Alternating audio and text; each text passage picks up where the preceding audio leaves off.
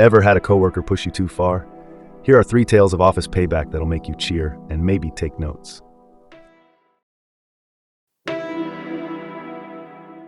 I work in an office with a guy I'll call Seth. Seth is that coworker everyone knows. Lazy, always passing his work on to someone else, and somehow always getting away with it. He'll sit around on his phone or go to the bathroom every 10 minutes. He's the kind of guy who will show up late, make some lame excuse about traffic, and then disappear for lunch for 2 hours. For the past 6 months, Seth's favorite target has been me. He'll send emails asking if I can help out with a project, but what he really means is, do all the work while I take the credit. I complained to my boss a couple of times, but somehow, Seth always managed to weasel his way out of trouble. The final straw came when he passed off a major report that was due to a client in 2 days, dumping it on me last minute. One day, I casually asked him if he was good with Excel, and he admitted he didn't know much about it. Perfect. The next time Seth tried to dump a bunch of spreadsheets on me to organize for his next report, I agreed. But this time, I embedded a series of hidden formulas into the documents. These formulas didn't do anything important, just enough to mess with the numbers if someone didn't know how to check for hidden cells.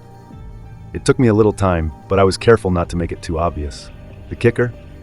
Every time Seth tried to copy and paste the data into his report, it would scramble everything just enough to be completely useless. On the day the report was due, Seth slacked off like usual, assuming I had handled it like always. When the client called, furious because the report was filled with nonsense numbers, Seth panicked. He rushed to fix it, but every time he tried to fix one part of the report, something else would break. He came to me, frantic, and asked for help. I acted confused and said, "Oh, I don't know what happened. Maybe it's a glitch." I gave him some vague advice and watched as he spent the entire day trying to salvage his mess. Our boss found out, and for once, Seth couldn't talk his way out of it. He got lambasted for screwing up such an important project and was put on temporary leave without pay. I guess he'll be doing his own work from now on.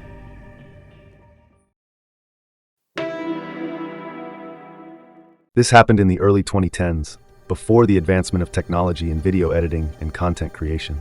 I was hired as a content creator for a university that wanted to leverage YouTube to kickstart their branding campaign.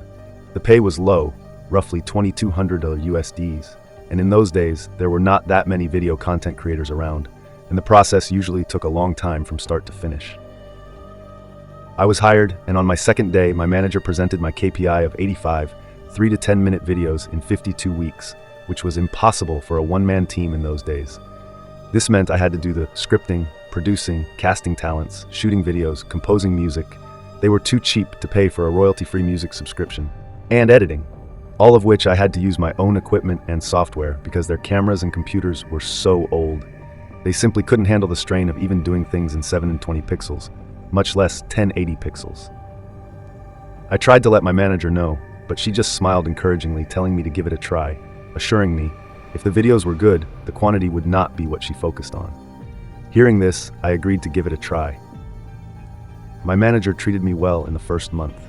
However, one day when she found out I was a smoker, her attitude changed overnight. A colleague had actually done a facepalm when I told her about it, and she let me know that the manager hated smokers and often advocated to get them fired. She started nitpicking me on everything, from smelling like cigarette smoke after my breaks, coming in 5 to 10 minutes late despite doing more than 4 hours of overtime daily, not being contactable during break times. The list goes on. But I soldiered on because I just wanted to do the work and do it well. 5 months in, I was called into the director's office where I saw my manager putting on her best, displeased but gleeful face. And I felt my stomach drop. The director told me that she was disappointed because she had heard that I was falling behind on my work. And it was already halfway through the year and I had only completed 30 out of my 85 videos. I tried to explain that I had been working my butt off on these videos. I literally worked 6 days out of the week, over 60 hours just to do what needed to be done. And that being a one-man army made things impossible. And also the fact that the videos I had put up grossed the highest views ever on their YouTube page. I also recounted how my manager said that she was looking for quality videos over quantity. The director dismissed this and stated that the KPI was simply 85 videos in a year, and since it was almost half a year in with my numbers at less than half, she felt it prudent to cut the cord early. I asked how would they even meet the KPI if they were to fire me. Now my manager had snorted, saying, "We'll find a professional production house to finish your work." The director had given her an odd look but nodded in her support. Nonetheless, telling me, "You don't need to worry, manager will get the job done." That was when a light bulb went off in my head. Seeing as I was the content professional in the office, one of my jobs was to keep a database of production houses to use in the event we needed to do a shoot that required more resources. And I was sure that they would be using the production houses in my database, as my manager had no contacts in the production industry. So I changed the contact numbers and messed up all the emails on all of the entries except one. The one, I had a friend working as a junior director, not an assistant director, but a director assigned to smaller video projects. I gave him a call and told him of my plan. And sure enough, within 2 days, they were called to come in to pitch. I told him that I had a plan that was a win-win for us. It would instantly help him and put him on the fast track to a director position by bringing in that much business to his production house, and it would also benefit me financially. I would teach him exactly how to pitch to win over the boss and the director, and in turn, his company would pay me a standard finder's fee of 15%. He agreed instantly and immediately put me on the line with his general manager, who, upon realizing this was to be 6 months of work for a high 6-digit payout, instantly agreed and drew up a contract. As it turns out, after I gave them a metaphorical, step-by-step playbook, they were the perfect fit. Somehow understanding the needs and style of the university, as well as the sort of themes the university wanted to feature. The director and my former boss were amazed that my friend's production house was so familiar with their content that they signed them up on the spot. Now, even back then, using a production house was not cheap. Each video that they produced could cost double to triple my monthly salary, given that they had specialized people for each function: producer, director, director of photography, gaffer, sound person, video editor, assistant director, production assistants, etc. But this meant that they could complete a video every 2 to 3 days. So yes, they produced 50 videos in a span of 4 months for over 100 months of my salary, and I sat back and collected the healthy 15%, which was about 15 months of my salary. This allowed me to put money aside for a holiday, and the rest to further my studies with a respected film school overseas. I thought my plan ended here and I had gotten back at my former bosses. But to my surprise, I received a call from my colleague while I was holidaying in Bali one day. This was the same colleague who had facepalmed when I told her that my manager had found out that I was a smoker. She told me that my former manager had been fired and my director given a massive blasting by the chancellor of the university. The content creation project which I was hired for was only given a budget equating to about 1.5 years of my salary, and they had exceeded that budget by over 10 times. My former manager was so desperate to ensure that her content creation project could be completed that she had thrown caution to the wind, paying anything to get the job done, so that she could show my director that she had completed the project and had approved the massive spend without getting consent from the director. So that is how I got my friend a super fast promotion to a full director in his production house and a year of pay after getting unfairly fired from my job.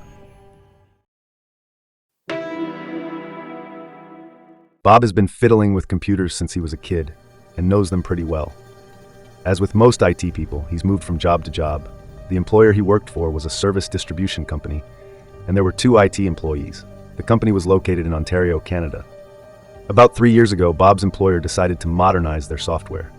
They had separate programs for dispatching, for inventory, for payroll and finances, and it was complicated moving information from one program to the other. They decided to get an ERP, Enterprise Resource Planning program, and Bob recommended one that he knew inside out from a previous employer. For those of you who don't know, an ERP program handles everything: purchase orders, sales, inventory, personnel, vendors, customers, all of it. You can run a report and find out which customer has bought the most part ABC in the last year, which salesman has improved his numbers the most, which vendor has the fastest delivery time, which shipper packed the most orders. Everyone in the company used the ERP program, but it was very complicated, and they used the aspects of it that related to their position. For example, the receiver would accept a shipment, verify the quantity, confirm it was received, and the inventory stats would be available to the salespeople if they wanted to look up how many were on hand. The receiver didn't care what the price was or who the vendor was, he just did his job. Bob was run ragged during the implementation process, but he managed to train most of the employees on their aspects, and after a few months everything was running fairly smoothly. Bob still got tickets for tweaks in the operation of the software and occasional hardware IT issues. Then the company decided to expand their footprint and was marketing into different time zones. That messed things up. Atlantic Canada is 90 minutes early, so if someone sent an email or an order at 8 a.m. their time, it would arrive at 6:30 a.m. Ontario time. Pacific Canada is 3 hours late, so an email sent at 3 p.m. Vancouver time would arrive at 6 p.m. This stretched out the day, so many staff came in early and worked late. Bob would arrive at 8 a.m., and there would be people that demanded his immediate assistance and were annoyed that he didn't respond instantly, even though their request was submitted before his start time. Same with late in the day, his phone would ring at dinner time with people that wanted help. Right now, they decided to stagger his and his IT colleagues' shift times. Bob would start at 6 a.m. and work till 2:30, and his colleague would start at 10:30 a.m. and work till 7 p.m. Bob's colleague had kids and refused the shift change. The employer insisted. The colleague quit. That meant that Bob was the only person in the IT department. The employer said they would look to hire a new IT guy, but they had trouble finding one that knew the ERP system, and they were offering well under a market value salary. Bob asked for a raise and was denied. Then he wanted overtime, and the employer told him that as an IT specialist, he was exempt from overtime laws in Ontario. Bob looked it up, and the employer was correct. This went on for some time, and he knew lots of IT people socially. They told him what the company was offering, and Bob knew that they wouldn't find another tech. Things went downhill from there. Bob would get chewed out if he missed a call or an email, no matter what time it came in. He had to train new hires in the ERP system, as well as take care of the hardware. He asked repeatedly for better compensation and was denied, so he planned to get a new job. Now, here's the revenge. Bob had access to the entirety of the ERP program. When a user signed in, the time was logged, and even if they didn't sign out, after 15 minutes it would log them out anyway. Everyone in the company was on salary, and many of them came in early and stayed late. Ontario labor law states that even salaried workers are entitled to overtime after 44 hours a week, unless they were managers or supervisors. So Bob jumped into the program and ran a report for each employee that wasn't a manager, all the way back to when the ERP program was started. Then he reached out to an employment lawyer and got the okay to refer employees to him. Bob lined up another job, and after he left, every employee in the company got an email with an Excel sheet showing the hours they had put in past 44 hours a week. The subject line said, "You're legally entitled to overtime pay." In the body of the email was the lawyer's name. The shit hit the fan. Almost every employee authorized the lawyer to negotiate with the company on their behalf, and the company had to pay a ton of money. All the company had to do was pay Bob for the extra work he put in. Instead, they had to pay almost everyone. Well done, Bob.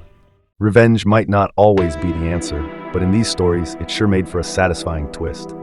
Which one was your favorite? And do you think justice was served, or just sweetened? Like, share, and subscribe to catch more such fun and interesting stories on Wandering and Wandering.